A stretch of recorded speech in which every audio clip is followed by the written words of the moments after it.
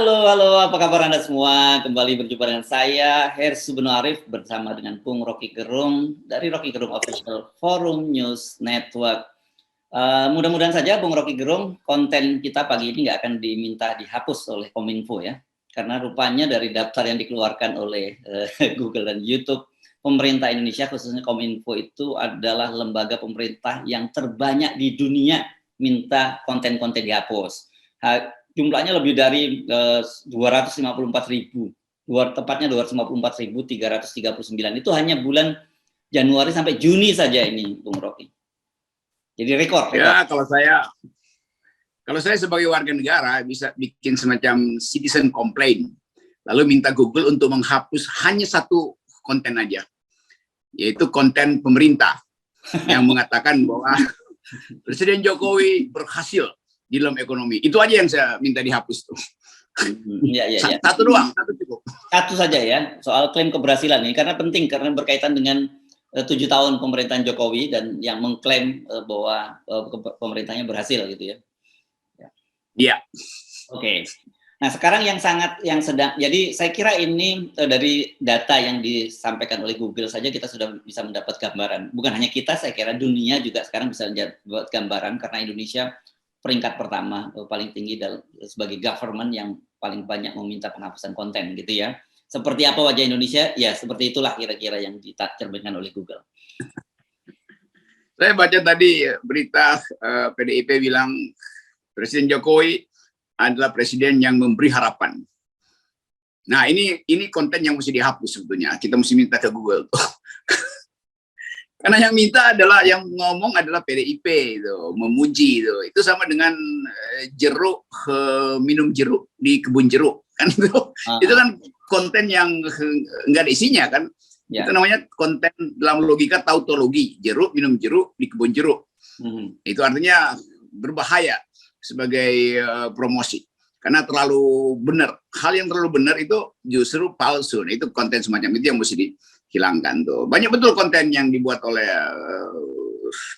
akun-akun yang menamakan diri sekretariat kabinet akun sekap. Itu isinya juga palsu semua tuh. Banyak betul yang palsu di situ tuh. Kalau mau fair mestinya pemerintah itu duel dulu argumen dengan rakyat. Kalau rakyatnya kalah, baru minta Google write off itu, dihilangkan sebagai konten. Tapi banyak hal yang bisa dihilangkan di Google, tapi kan udah masuk di kepala publik kan. Kalau publik udah yakin, dihapus juga kontennya tetap ada di dalam pembicaraan mak-mak tuh di WA group. Gitu kira-kira. Ya. Saya tadinya menduga berita PDIP ini berita lama. Berita ketika awal Jokowi dipilih. Pada waktu itu kan memang ada semacam julukan pada Jokowi sebagai New Hope gitu ya. Tapi kalau sekarang kan orang sudah hopeless gitu, atau no hope gitu kan. Yang no hope. Terpaksa yang disebut itu juga clickbait juga tuh kan. Kalau Jokowi memberi harapan, clickbait juga tuh. Tapi di ujungnya orang tahu bahwa Jokowi sudah dipastikan sebagai hopeless, no hope itu. Bahkan seluruh parameter ekonomi dunia itu menunjukkan hal yang seharusnya diperhatikan oleh PDIP. Jadi PDIP mestinya, kan ini partai yang ada lembaga risetnya tuh. Masa nggak paham data makro yang paling standar? Bahwa ekonomi tidak bertumbuh, bahwa seluruh perencanaan infrastruktur potensial untuk bubar di tengah jalan, kan itu intinya kan. Jadi dengar aja dua analis yang masih berbaik hati pada rejim Jokowi, yaitu Faisal Basri dan Awalil, itu kan yang mesti didengar. Ya. Nah, berkaitan tadi ada menyinggung clickbait, ini saya kira penting juga nih untuk literasi para viewer kita ya, literasi digital. Memang di era digital terutama YouTube ini kita mengenal apa yang disebut clickbait. Jadi judul-judul yang bombastis, tapi kemudian antara isi dan judulnya itu nggak sesuai. Banyak juga sih semacam itu. Nah, saya kira kalau ini kemudian nggak perlulah kemudian diminta dihapus. Ini yang paling penting adalah peningkatan literasi publik. Dan kemudian seperti yang Anda katakan, pemerintah memberi contoh juga. Jangan sering juga membuat judul-judul yang clickbait atau false hope gitu ya.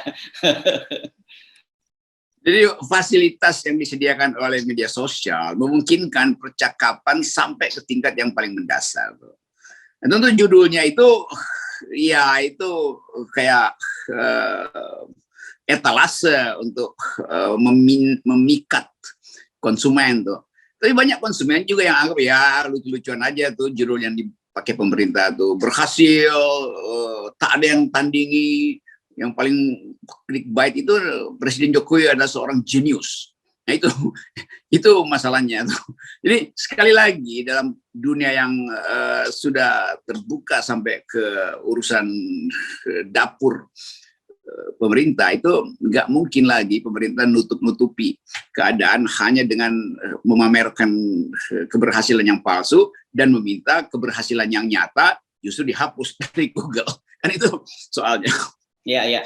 Nah, berkaitan dengan harapan palsu tadi, kan ini juga kemarin dalam Hari Santri Presiden Jokowi itu berkunjung ke pesantren dan dia mengingatkan gitu bahwa para santri itu harusnya menciptakan lapangan pekerjaan, bukan cari kerja gitu. Nah, kalau kemudian dibalik oleh para santri, harusnya Pak Jokowi yang sebagai presiden menciptakan lapangan pekerjaan, jangan hanya orang menyuruh kerja, tapi kerjanya di mana kan gitu. Kan santri ini ingatannya bagus kan, karena ditrain untuk menghafal, ya. Hafal Al-Quran. Ya, hafal Quran. Jadi dia hafal juga janji Presiden Jokowi. Tenang, dalam periode saya akan tercipta 10 juta lapangan kerja. Ekonomi akan meroket ke 10% segala macam tuh. Jadi itu yang orang ingat tuh. Tapi saya anggap bahwa Presiden Jokowi sebetulnya lagi nyindir Ketua PBNU bahwa mending ciptain lapangan kerja, jangan minta memperpanjang jabatan dan cari kerjaan sebagai komisaris. Kira-kira begitu kalau kita baca gimmick yang diucapkan Presiden Jokowi. Kan NU ini selalu punya kemampuan untuk berhumor gitu supaya beban hidup kita tidak terlalu berat. Itu saya kira standar yang bagus. Jadi humor NU itu selalu sifatnya satire. Jadi kalau NU bilang oke, Pak Jokowi terima kasih dan kami tunggu janji Pak Jokowi supaya kami bersiap-siap untuk memasuki 10 juta lapangan kerja yang dihasilkan oleh Presiden Jokowi. Tapi bohong. Nah, karena Anda menyinggung NU, saya dan kemudian humor NU, jangan-jangan saya juga curiga Pak Said Agil Sirait itu juga nyindir Presiden Jokowi. Jangan-jangan begitu dengan dia maju sampai 3 periode ke PBNU gitu, dan nanti di muktamar muktamirin itu tidak memilih Pak Said Agil untuk 3 periode dan mengingatkan tuh kita aja nolak Said Agil 3 periode, masa Presiden Jokowi minta 3 periode gitu. Jangan-jangan begitu Bung Rocky. Ya kalau itu clickbait yang bagus tuh.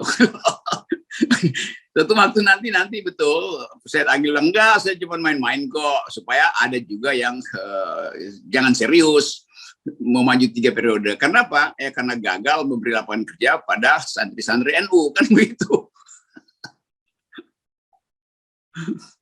Nah ini memang kalau kita bicara NU itu memang kita nggak bisa membaca apa yang tersirat, itu harus banyak baca yang tersurat. Jadi mudah-mudahan ini juga dibaca oleh Pak Jokowi gitu. Tapi juga mudah-mudahan juga dipikirkan dengan serius oleh Pak Said Agil Sirait nih. Jangan-jangan beliau serius juga itu maju 3 periodenya itu. Ya, Pak Said Agil kan selalu nunggu kajian akademis dari lembaga NU yang lakukan penelitian Baitul apa itu. Jadi sebetulnya Baitul Masali apa ya, saya lupa istilahnya. Apa? Baitul Masali apa, lembaga pengkajian itu yang memutuskan mana yang hukumnya itu. Oh, oke.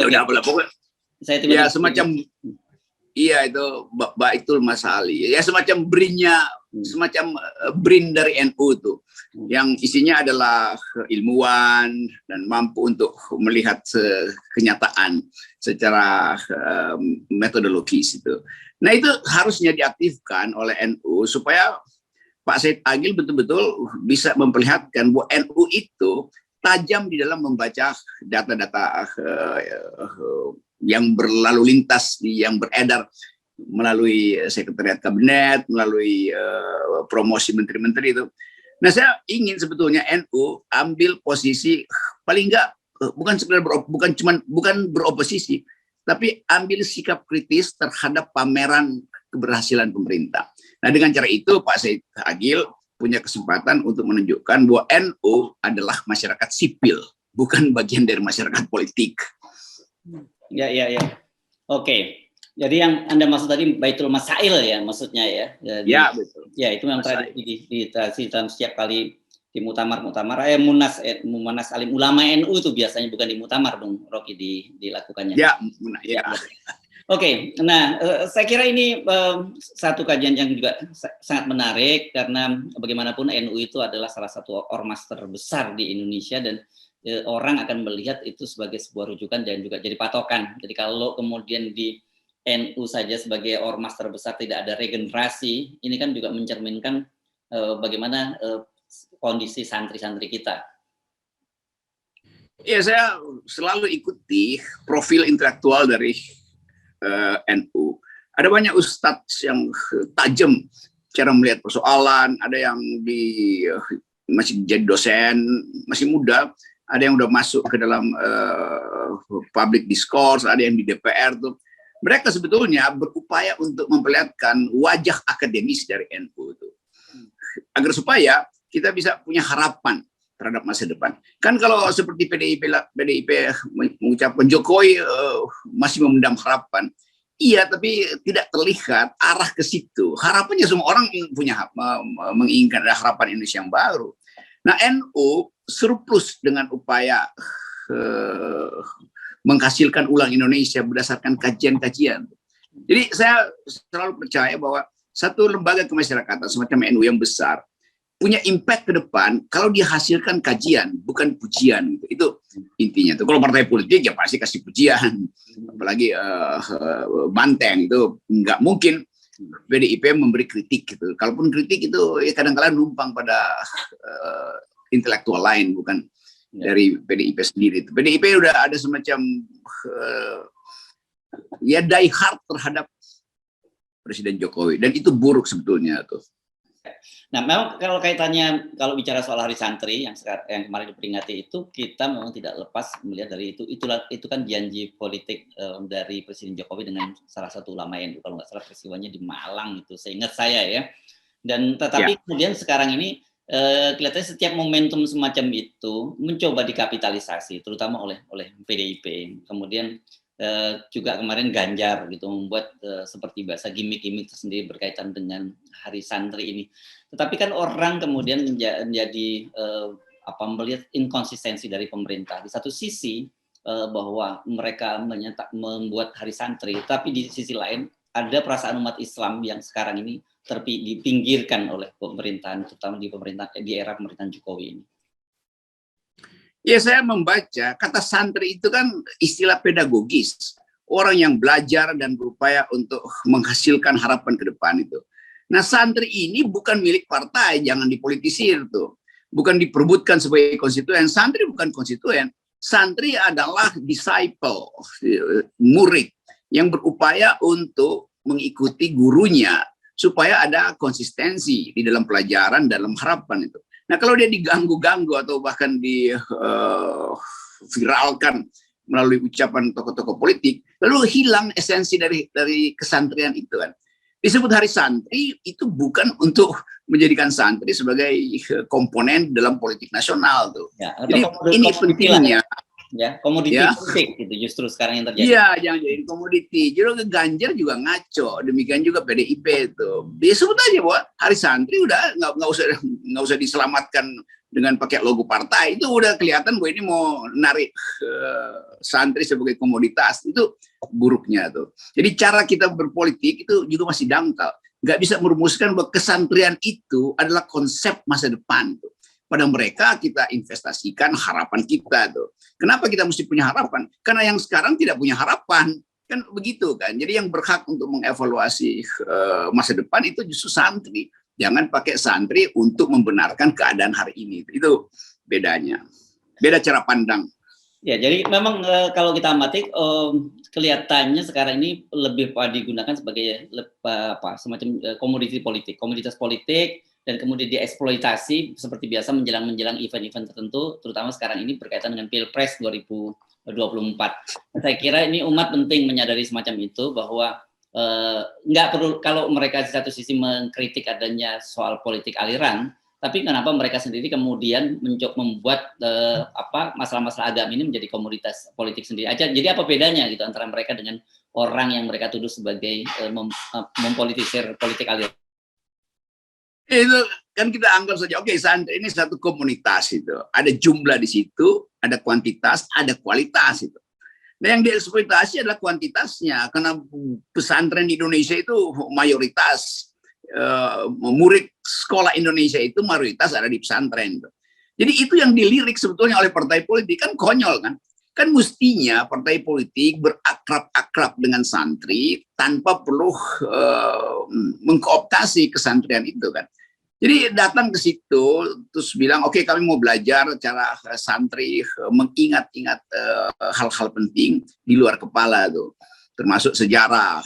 Nah itu intinya, bukan pasang selamat hari santri. Seolah hari santri itu semacam upacara politik yang mesti digede-gedein gitu kan.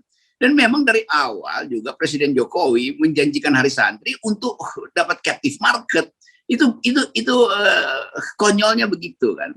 Seolah-olah dengan menyebut hari santri itu berarti NU udah di tangan presiden itu. Nggak bisa. Presiden itu cuma dipilih 5 tahun sekali berganti-ganti. Tapi kesantrian itu, hari santri itu adalah ethics di dalam pedagogi kita tuh, alternatif untuk menghasilkan generasi yang jadinya pemimpin ke depan itu. Jadi kalau sekarang dia dijadikan tempat deal antar partai politik, maka santri nanti nggak akan jadi leader, dia jadi dealer doang. Karena mengikuti tata cara dealer dari partai politik. Kan klien partai politik kan tukar tambah. Santri dijadiin objek tukar tambah. Itu yang mesti kita kasih kritik. Supaya orang ngerti hari santri itu adalah hari membayangkan masa depan melalui pendidikan di pesantren. Kan itu. Oke, saya kira penting ini dicatat bahwa ini ya oke lah, betul bahwa itu janji dari Presiden Jokowi yang sudah diwujudkan, tapi nggak perlulah seolah-olah kemudian ada partai-partai politik, ada tokoh-tokoh politik yang mau jadi capres mengeksploitir itu sebagai sebuah hadiah dari Pak Jokowi dan atau partai mereka, partai yang mendukung Pak Jokowi memberikan hadiah kepada umat Islam khususnya para santri. Ya, jadi kira-kira pesan PDIP atau bahkan Ganjar itu hari santri yang buat Pak Jokowi loh. Jadi santri itu adalah bagian dari PDIP. Kan itu konyolnya kan. Oh, itu sinyal yang buruk sebetulnya. Seolah-olah nggak rela kalau santri itu mandiri. Nggak rela kalau santri itu golput. Nggak rela kalau santri itu bahkan beroposisi. Kan ini artinya menjebakkan santri itu di dalam satu komunis yang jadi sempit. Sekedar sebagai kuantitas yang penting di dalam electoral politics. Padahal santri itu adalah peralatan peradaban. Supaya kita bisa mengatakan satu waktu bahwa Indonesia sudah tidak lagi dihuni oleh pemimpin-pemimpin pembohong, kan begitu mestinya. Oke, selamat Hari Santri Nasional. Selamat Hari Santri, selamat hari berpikir. Kira-kira begitu maksudnya. Santri adalah makhluk yang berpikir. Ya, santri ini kan pelajar dan pelajar itu bahasa Arab, orang jangan lupa disebut Taliban. Iya, talib itu artinya murid. Karena itu disebut santri selalu penuh dengan disiplin. Yeah. Dari kata Inggris disciple artinya murid. Murid adalah orang yang disiplin terhadap pikiran itu. Supaya orang yang disiplin pasti nggak akan pelangak-pelongo itu karena dia dituntun oleh akal pikiran yang sehat. Gitu kira-kira. Oke, terima kasih Bung Rocky. Selamat berlibur.